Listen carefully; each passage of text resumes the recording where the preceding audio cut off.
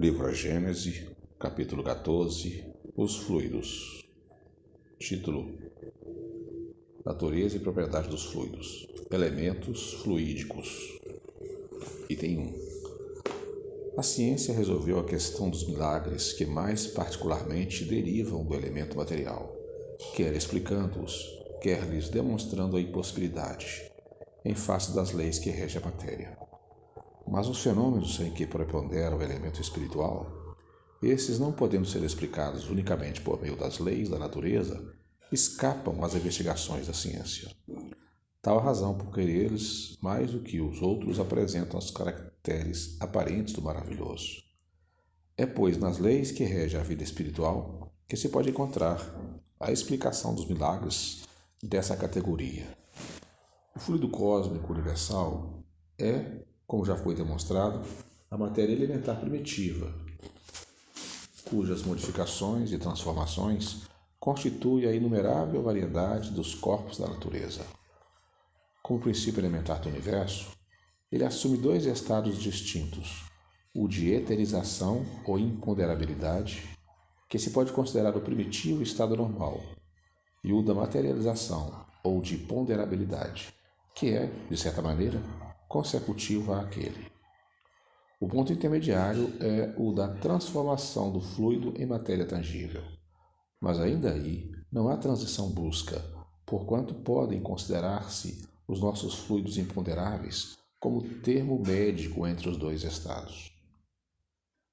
Cada um desses dois estados dá lugar naturalmente a fenômenos especiais. Ao segundo, pertence os do mundo invisível, e ao primeiro, os do mundo visível. Uns, os chamados fenômenos materiais, são da alçada da ciência propriamente dita. Os outros, qualificados de fenômenos espirituais ou psíquicos, porque se ligam de modo especial à existência dos espíritos, cabem nas atribuições do espiritismo. Como, porém, a vida espiritual e a vida corporal se acham incessantemente em contato, os fenômenos das duas categorias muitas vezes se produzem simultaneamente. No estado de encarnação, o homem somente pode perceber os fenômenos psíquicos que se prendem à vida corpórea. Os do domínio espiritual escapam ao sentido material e só podem ser percebidos no estado de espírito. No estado de eterização, o fluido cósmico não é uniforme, sem deixar de ser etéreo. Sofre modificações tão variadas em gênero e mais numerosas, talvez, do que no estado de matéria tangível. Essas modificações constituem fluidos distintos que, embora procedentes do mesmo princípio, são dotados de propriedades especiais e dão lugar aos fenômenos peculiares ao mundo invisível.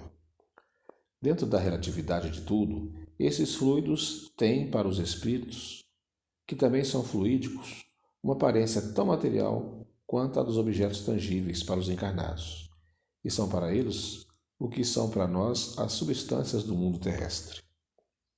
Eles os elaboram e combinam para produzirem determinados efeitos, como fazem os homens com seus materiais, ainda que por processos diferentes.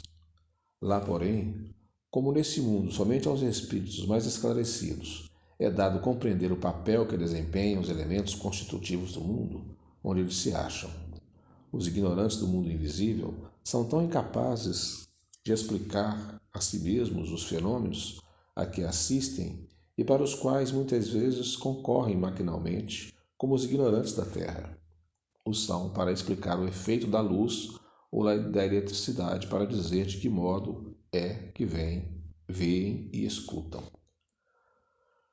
Os elementos fluídicos do mundo espiritual escapam aos nossos instrumentos de análise e à percepção dos nossos sentidos, feitos para perceberem a matéria tangível e não a matéria etérea.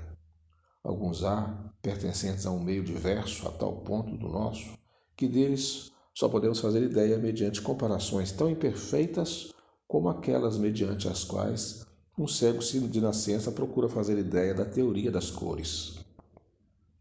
Mas entre tais fluidos, há os tão intimamente ligados à vida corporal que, de certa forma, pertencem ao meio terreno, Em falta de observação direta, seus efeitos podem observar-se como se observam os do fluido do ímã, fluido que jamais se viu, podendo-se adquirir sobre a natureza deles conhecimentos de alguma precisão. É essencial este estudo porque está nele a chave de uma imensidade de fenômenos que não se consegue explicar unicamente com as leis da matéria. A pureza absoluta da qual nada nos pode dar ideia é o ponto de partida do fluido universal. O ponto oposto é o que ele se transforma em matéria tangível. Entre esses dois extremos dão-se inúmeras transformações mais ou menos aproximadas de um do outro. Os fluidos mais próximos da materialidade, os menos puros, conseguintemente compõem o que se pode chamar a atmosfera espiritual da Terra. É desse meio, onde igualmente vários são os graus de pureza, que os espíritos encarnados e desencarnados deste planeta aurem os elementos necessários à economia de suas existências. Por muito sutis e impalpáveis que nos sejam esses fluidos, não deixam por isso de ser de natureza grosseira em comparação com os fluidos etéreos das regiões superiores. O mesmo se dá na superfície de todos os mundos, salvo as diferenças de constituição e as condições de vitalidade próprias de cada um. Quanto menos material é a vida, neles, tanto menos afinidades têm os fluidos espirituais com a matéria propriamente dita. Não é rigorosamente exata a qualificação de fluidos espirituais, pois que, em definitiva, eles são sempre matéria mais ou menos quintessenciada. De realmente espiritual, só a alma ou princípio inteligente. Dá-se-lhes essa denominação por comparação apenas e, sobretudo, pela afinidade que eles guardam com os espíritos. Pode dizer-se que são matéria do mundo espiritual, razão por que são chamados fluidos espirituais. Quem conhece, aliás, a constituição íntima da matéria tangível? Ela talvez somente seja compacta em relação aos nossos sentidos. Prová-los-ia a facilidade com que atravessa os fluidos espirituais e os espíritos aos quais não oferece maior obstáculo do que o que os corpos transparentes oferecem à luz. Tendo por elemento primitivo o fluido cósmico etéreo, a matéria tangível há de ser possível, desagregando-se, voltar ao estado de eterização, do mesmo modo que o diamante, o mais puro dos corpos, pode volatilizar-se em gás impalpável. Na realidade, a solidificação da matéria não é mais do que um estado transitório do fluido universal, que pode volver ao seu estado primitivo quando deixam de existir as condições de coesão. Quem sabe mesmo que, no estado de tangibilidade, a matéria não é suscetível de adquirir uma espécie de eterização que lhe daria propriedades particulares. Certos fenômenos, que parecem autênticos, tenderiam a fazer supô-lo. Ainda não conhecemos senão as fronteiras do mundo invisível. O porvir, sem dúvida, nos reserva o conhecimento de novas leis que nos permitirão compreender o que se nos conserva em mistério. Título: Formação e propriedades do perispírito. O perispírito, ou corpo fluídico dos espíritos, é dos mais importantes produtos do fluido cósmico. É uma condensação desse fluido em torno de um foco de inteligência ou alma. Já vimos que também o corpo carnal tem seu princípio de origem nesse mesmo fluido condensado e transformado em matéria tangível. No perispírito, a transformação molecular se opera diferentemente, porquanto o fluido conserva a sua imponderabilidade e suas qualidades etéreas. O corpo perispirítico e o corpo carnal têm, pois, origem no mesmo elemento primitivo. Ambos são matéria, ainda que em dois estados diferentes. Do mesmo modo onde se encontra, é que o espírito extrai o seu perispírito, isto é, esse envoltório. Ele o forma dos fluidos ambientes. Resulta daí que os elementos constitutivos do perispírito naturalmente variam conforme os mundos, dando-se Júpiter como orbe muito adiantado em comparação com a Terra, como um orbe onde a vida corpórea não apresenta a materialidade da nossa. Os envoltórios perispirituais hão de ser lá de natureza muito mais quintessenciada do que aqui. Ora, assim como não poderíamos existir naquele mundo com o nosso corpo carnal, também os nossos espíritos não poderiam nele penetrar com o perispírito terrestre que os reveste. Emigrando da terra, o espírito deixa aí o seu invólucro fluídico e toma outro apropriado ao mundo onde ele vai habitar. A natureza do envoltório fluídico está sempre em relação com o grau de adiantamento moral do espírito. Os espíritos inferiores não podem mudar de envoltório a seu bel prazer, pelo que não podem passar à vontade de um mundo para o outro. Há alguns, portanto, cujo envoltório fluídico, se bem que etéreo e imponderável com relação à matéria tangível, ainda é por demais pesado, se assim nos podemos exprimir, com relação ao mundo espiritual, para não permitir que eles saiam do meio que lhes é próprio. Nessa categoria se deve incluir aqueles cujo perispírito é tão grosseiro que eles os confundem com o corpo carnal, razão porque continuam a crer-se vivos. Esses perispíritos, cujo número é avultado, permanecem na superfície da terra como os encarnados, julgando-se entregues às suas ocupações terrenas. Outros, um pouco mais desmaterializados, não são, contudo, suficientemente para se elevarem acima das regiões terrestres. Os espíritos superiores, ao contrário, podem vir ao mundo inferior e até encarnar nele. Tiraram dos elementos constitutivos do mundo, onde entram os materiais para a formação do envoltório fluídico ou carnal apropriado ao meio em que se encontrem. Fazem como o nobre, que despe temporariamente de suas vestes para envergar os trajes plebeus, sem deixar por isso de ser nobre. É assim que os espíritos da categoria mais elevada podem manifestar-se aos habitantes da terra ou encarnar em missão entre eles. Tais espíritos trazem consigo não o invólucro, mas a lembrança por intuição das regiões onde vieram, e que em pensamento eles veem, são videntes entre cegos. A camada de fluidos espirituais que cerca a Terra se pode comparar às camadas inferiores da atmosfera. Mais pesada, mais compacta, menos pura do que as camadas superiores. Não são homogêneos esses fluidos, são a mistura da molécula de diversas qualidades, entre as quais necessariamente se encontram as moléculas elementares que lhes formam a base, porém mais ou menos alteradas. Os efeitos que esses fluidos produzem estarão na razão da soma das partes puras que eles encerram. Tal, por comparação, o álcool retificado ou misturado em diferentes proporções. Com água ou outras substâncias, seu peso específico aumenta por efeito dessa mistura, ao mesmo tempo que sua força e sua inflamabilidade diminuem, embora no todo continue a haver álcool puro. Os espíritos chamados a viver naquele meio tiraram deles seus perispíritos. Porém, conforme seja mais ou menos depurado, o espírito seu perispírito se formará das partes mais puras ou das mais grosseiras do fluido peculiar ao mundo onde ele encarna. O espírito produz aí, sempre por comparação e não por assimilação, o efeito de um reativo químico que atrai a si as moléculas que a sua natureza pode assimilar.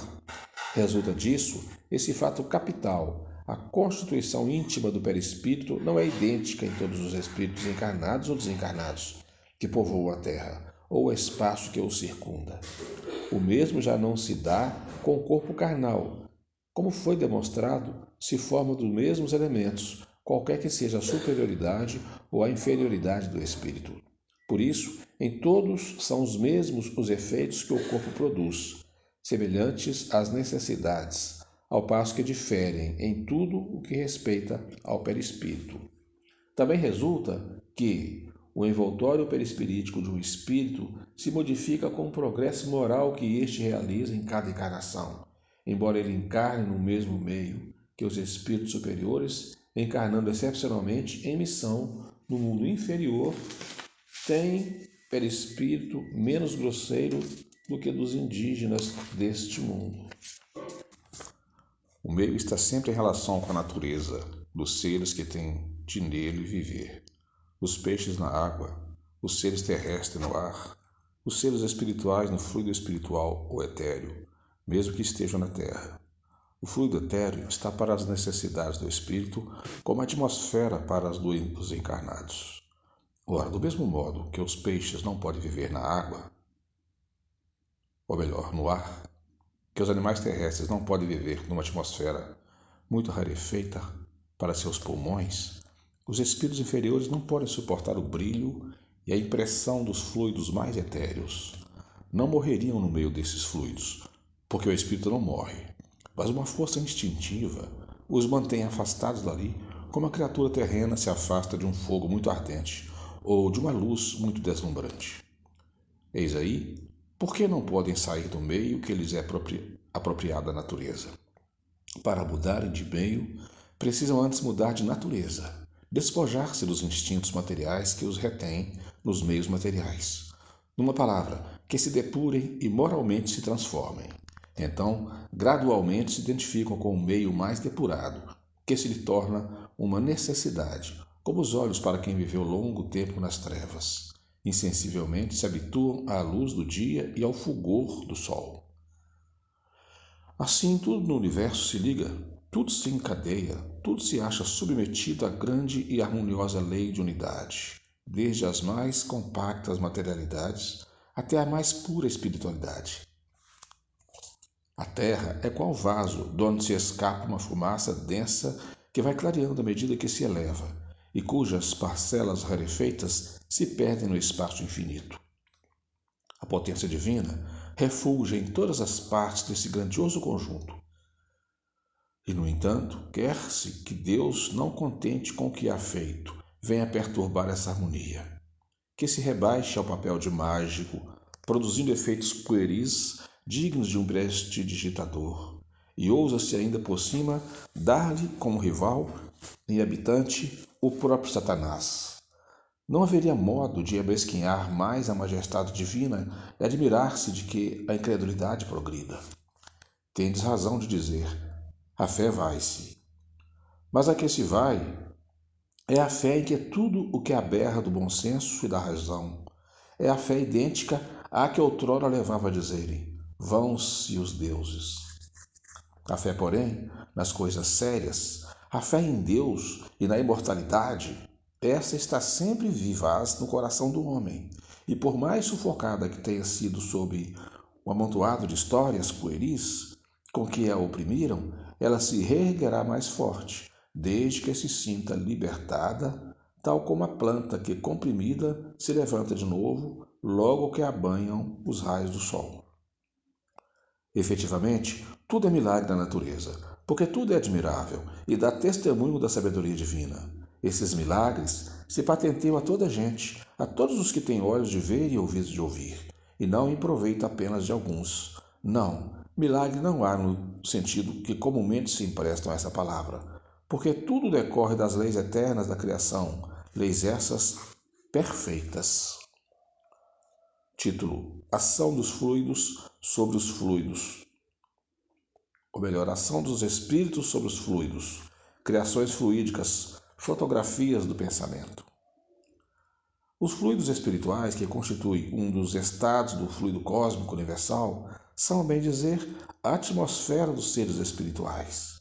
O elemento de onde eles tiram os materiais sobre que operam, o meio onde ocorrem os fenômenos especiais, perceptíveis à visão e à audição do espírito, mas que escapam aos sentidos carnais, impressionáveis. Somente a matéria tangível, o meio onde se forma a luz peculiar ao mundo espiritual, diferente pela causa e pelo efeito da luz ordinária, finalmente o veículo do pensamento com o ar é do som. Os espíritos atuam sobre os fluidos espirituais, são manipulando-os como os homens manipulam os gases, mas empregando o pensamento e a vontade. Para os espíritos, o pensamento e a vontade são o que é a mão para o homem. Pelo pensamento, eles imprimem aqueles fluidos tal ou qual direção. O aglomeram, combinam ou dispersam. Organizam com eles conjuntos que apresentam uma aparência em forma uma coloração determinada. Mudam-lhes as propriedades como um químico muda a dos gases ou de outros corpos, combinando-os segundo certas leis. É a grande oficina ou laboratório da vida espiritual. Algumas vezes, essas transformações resultam de uma intenção, outras são produto de um pensamento inconsciente. Basta que o espírito pense uma coisa para que ela se produza, como basta que modele uma área para que esta repercuta na atmosfera. É assim, por exemplo, que o espírito se faz visível ao encarnado, que possui a vista psíquica sob as aparências que tinha quando vivo, na época em que segundo conheceu, embora haja ele tido, depois dessa época, muitas encarnações. Apresenta-se como vestuário os sinais exteriores, enfermidades, cicatrizes, membros amputados, etc., que tinham então. Um decapitado se apresentará sem a cabeça. Não quer isso dizer que haja conservado essas aparências. Certo que não, porquanto, como espírito, ele não é coxo, nem maneta, nem zarolho, nem decapitado. O que se dá é que, retrocedendo ao seu pensamento à época em que tinha tais defeitos, seu perispírito lhe toma instantaneamente as aparências que deixa de existir, logo que o mesmo pensamento cessa de agir naquele sentido. Se, pois, de uma vez ele foi negro e branco de outra, apresentar-se-á como branco ou negro conforme a encarnação a que se refira a sua evocação e a que transporte o seu pensamento. Por análogo efeito, o pensamento do espírito cria fluidicamente os objetos que ele esteja habituado a usar. Um avarento manuseará ouro, um militar trará suas armas e seus uniformes, um fumante o seu cachimbo, um lavrador a sua charrua e seus bois, uma mulher velha a sua roca. Para os espíritos, que é também ele, fluídico, esses objetos fluídicos são tão reais como eram no estado material. Para o homem vivo, mas pela razão de serem criações do pensamento, a existência deles é tão fugitiva quanto a destes. Sendo os fluidos o veículo do pensamento, este atua sobre os fluidos como o som sobre o ar. Eles nos trazem o pensamento como o ar nos traz o som. Pode-se, pois, dizer, sem receio de errar, que há nesses fluidos ondas e raios de pensamentos que se cruzam sem se confundirem, como há no ar ondas e raios sonoros. Há mais. Criando imagens fluídicas, o pensamento se reflete no envoltório perispirítico como num espelho. Toma nele corpo e aí, de certo modo, se fotografa. Tem um homem, por exemplo, a ideia de matar o outro. Embora o corpo material se lhe conserve impassível, seu corpo fluídico é posto em ação pelo pensamento e reproduz todos os matizes desse último. Executa fluidicamente o gesto, o ato que intentou praticar. O pensamento cria a imagem da vítima e a cena inteira é pintada, como no quadro, tal qual se lhe desenrola no espírito. Desse modo é que os mais secretos movimentos da alma repercutem no envoltório fluídico, que uma alma pode ler outra alma como num livro e ver o que não é perceptível aos olhos do corpo. Contudo, vendo a intenção, pode ela pressentir a execução do ato que lhe será a consequência, mas não pode determinar o instante em que o ato será executado, nem lhe assinalar os pormenores, nem ainda afirmar que ele se dê, porque em circunstâncias anteriores poderão modificar os planos assentados e mudar as disposições. Ele não pode ver o que ainda não esteja no pensamento do outro.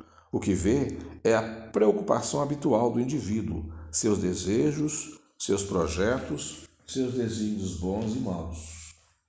Título: Qualidade dos fluidos. Tem consequências de importância capital e direta para os encarnados a ação dos espíritos sobre os fluidos espirituais. Sendo esses fluidos o veículo do pensamento, e podendo ele modificar-lhe as propriedades, é evidente que eles devem achar-se impregnados das qualidades boas ou más do pensamento, que os fazem vibrar. Modificando-se pela pureza ou impureza dos sentimentos, os maus pensamentos corrompem os fluidos espirituais. Como os miasmas deletérios corrompem o ar respirável. Os fluidos que envolvem os espíritos maus ou que estes projetam são, portanto, viciados, ao passo que os que recebem a influência dos bons espíritos são tão puros quanto comporta o grau de perfeição moral destes. Fora impossível fazer-se uma enumeração ou classificação dos bons e dos maus fluidos, ou especificar-lhes as respectivas qualidades, por ser tão grande quanto a dos pensamentos a diversidade deles. Os fluidos não possuem qualidades sui generis, mas as que adquirem no meio onde se elaboram modificam-se pelos eflúvios desses meios, como o ar pela exalação e a água pelos sais das camadas que atravessa. Conforme as circunstâncias, suas qualidades são como as da água e do ar, temporárias ou permanentes, o que os torna muito especialmente apropriadas à produção de tais ou tais efeitos. Também carecem de denominações particulares. Como os odores, eles são designados pelas suas propriedades, seus efeitos e tipos originais. Sob o ponto de vista moral, traz o cunho dos sentimentos de ódio, de inveja, de ciúme, de orgulho e de egoísmo, de violência e de hipocrisia, de bondade e de benevolência, de amor, de caridade e de doçura. Sob o aspecto físico, são excitantes, calmantes, penetrantes, adstringentes, irritantes, dulcificantes, suporíficos, narcóticos, tóxicos, reparadores, expulsivos. Tornam-se força de transmissão, de propulsão, etc. O quadro dos fluidos seria, pois, o de todas as paixões das virtudes e dos vícios da humanidade, e das propriedades da matéria correspondentes aos efeitos que eles produzem. Sendo apenas espíritos encarnados, os homens têm uma parcela da vida espiritual, visto que vivem desta vida tanto quanto da vida corporal. Primeiramente durante o sono e muitas vezes no estado de vigília. O espírito encarnado conserva com as qualidades que lhes são próprias o seu perispírito, que, como se sabe, não fica circunscrito pelo corpo, mas irradia a seu derredor e o envolve como que de uma atmosfera fluídica. Pela sua união íntima com o corpo, o perispírito desempenha preponderante papel no organismo. Pela sua expansão, põe o espírito encarnado em relação mais direta com os espíritos livres e também com os espíritos encarnados. O pensamento do encarnado atua sobre os fluidos espirituais como o dos desencarnados e se transmite de espírito a espírito pelas mesmas vias e, conforme seja bom ou mal, saneia ou vicia os fluidos ambientes. Desde que esses se modificam pela projeção dos pensamentos do espírito, seu invólucro perispirítico, que é parte constituinte do seu ser e que recebe de modo direto e permanente a impressão de seus pensamentos, há de ainda mais guardar a de suas qualidades boas ou más. Os fluidos viciados pelos eflúvios dos maus espíritos podem depurar-se pelo afastamento destes, cujos perispíritos, porém, serão sempre os mesmos, enquanto o espírito não se modificar por si próprio. Sendo o perispírito dos desencarnados de natureza idêntica à dos fluidos espirituais, ele os assimila com facilidade. Como uma esponja se embebe de um líquido, esses fluidos exercem sobre o perispírito uma ação tão mais direta quanto para sua expansão e sua irradiação. O perispírito com ele se confunde. Atuando esses fluidos sobre o perispírito, este, a seu turno, reage sobre o organismo material, com que se acha em contato molecular. Se os eflúvios da boa natureza, o corpo ressente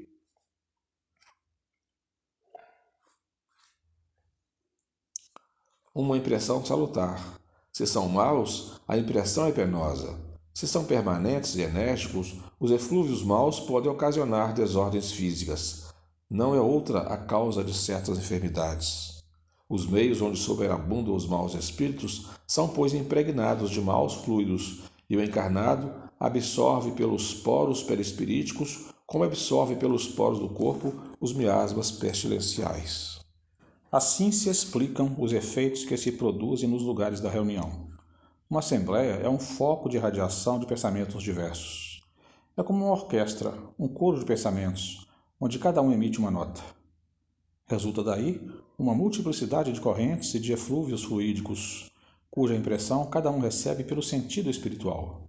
Como no coro musical, Cada um recebe a impressão dos sons pelo sentido da audição. Mas do mesmo modo que há radiações sonoras, harmoniosas ou dissonantes, também há pensamentos harmônicos e discordantes.